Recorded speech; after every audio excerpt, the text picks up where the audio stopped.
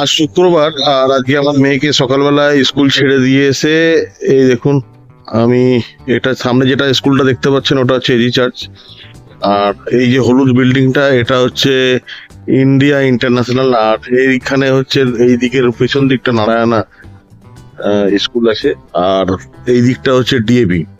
তো সব স্কুলগুলো সব কাছাকাছি। আর এখানে একটা সুন্দর আপনার হচ্ছে পুকুর আছে, সেই পুকুরটা আপনাদেরকে দেখাচ্ছি।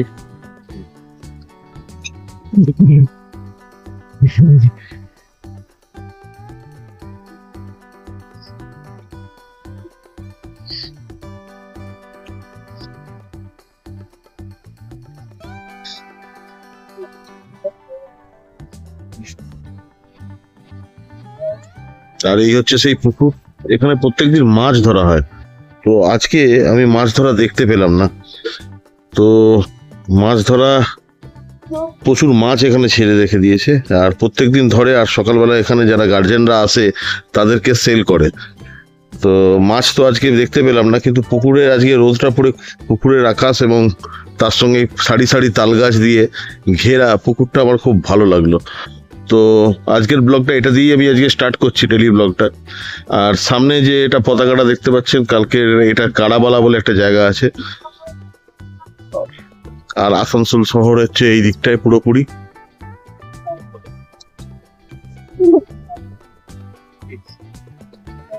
তো নমস্কার বন্ধুরা, আপনারা দেখতে শুরু করে দিয়েছেন আমার চ্যানেল কুচবি কাহিবি ডেলি ব্লগের থার্ড পার্ট।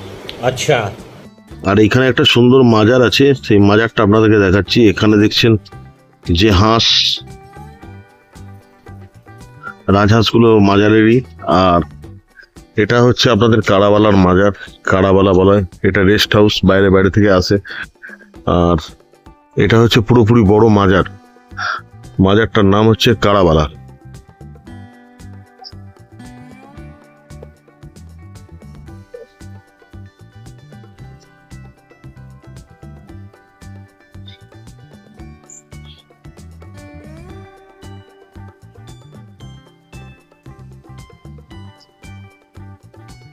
আর এটা হচ্ছে কাড়াবালার মাজার। আর এখানে কদিন আগে এই মহরমে খুব বড় একটা মেলা বসে। তো মেলা শেষের মুখে, মানে শেষ হয়ে গেছে। আর বাইরে বাইরে থেকে যারা গেস্ট আসে বা আসে তারা এখানে এসে থাকে, থাকার ব্যবস্থাও আছে। পেছনে একটা সমাধি আছে, মানে এই তাকে মাজার তো সবসময় সমাধির উপরই হয়। আর পেছনে আপনার হচ্ছে একটা কবরস্থান। আর আমার পেছনে যেটা দেখতে পেলেন ওটা হচ্ছে কাড়াবালা বলে মাজার একটা আছে, সেখানে এটা কাড়াবালা বলা হয়। এটা যারা মুসলিম ধর্মাবলম্বী আছে তাদের হচ্ছে একটা মানে তীর্থস্থান বলতে পারেন। এখানে সব চাদর চাপায় মানত করে বা ওনাদের যে আনুষঙ্গিক কাজকর্ম আছে সেগুলো করে বেড়ান। তো এটা হচ্ছে ইন্ডিয়া ইন্টারন্যাশনালের বাইপাস দিয়ে ঢোকার সময় যে রাস্তাটা পড়ে সেই রাস্তার খুব কাছে। তো আপনাদেরকে এই মাজারটা আমি এখন একটুখানি দেখালাম। ভেতরে পারমিশন ছাড়া ঢোকা যায় কি না যায় সেটা বোঝা গেল না।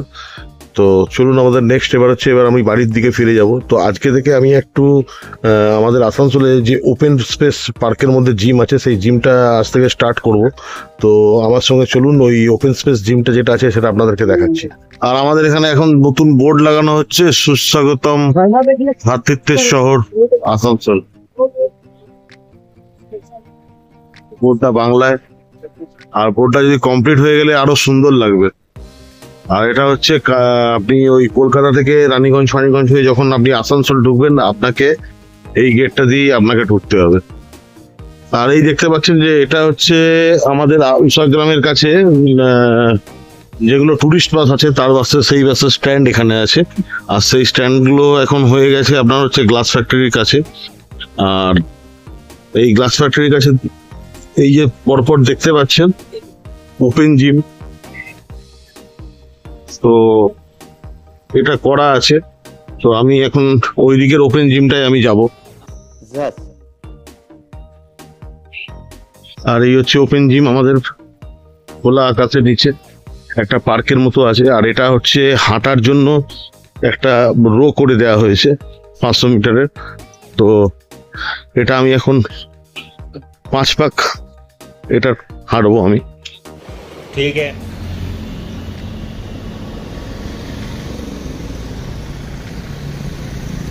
আর এইটা যেটা দেখতে পাচ্ছেন আপনারা, এটা হচ্ছে আমাদের পুরনো গ্লাস ফ্যাক্টরি ছিল, যার এশিয়াতে 4 নম্বর 5 নম্বর স্থান ছিল এই গ্লাস ফ্যাক্টরি।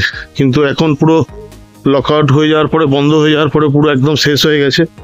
আর পশ্চিমবঙ্গের শিল্পের অবস্থা না বলাই মতোই। সঠিক বলেছেন। আর এই হচ্ছে আমাদের ওপেন জিম।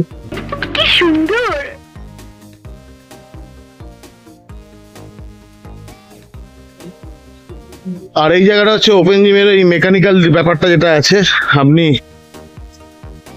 মেশিন টেশিন মারার জন্য, এটা হচ্ছে অ্যাকচুয়ালি পায়ের জোর বাড়াবার জন্য স্কট। তো